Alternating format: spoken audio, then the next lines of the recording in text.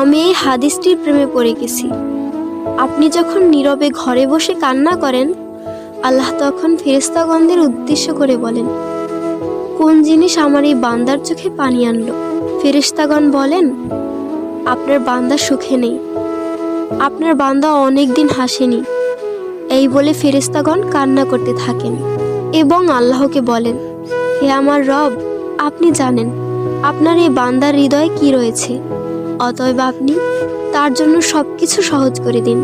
আল্লাহ বলেন, আমার এই বান্দা এমন কিছু জীবন থেকে হারিয়ে ফেলেছে যা সে অধিক ভালোবেসেছিল। অতএব আল্লাহ বলেন, আমি শপথ করছি, আমার বান্দা তার জীবন থেকে যা হারিয়েছে এর চেয়ে উত্তম জিনিস তাকে এনে দেব, যা দেখে দুনিয়া ও আখিরাতের সবাই বিস্মিত হবে। আলহামদুলিল্লাহ।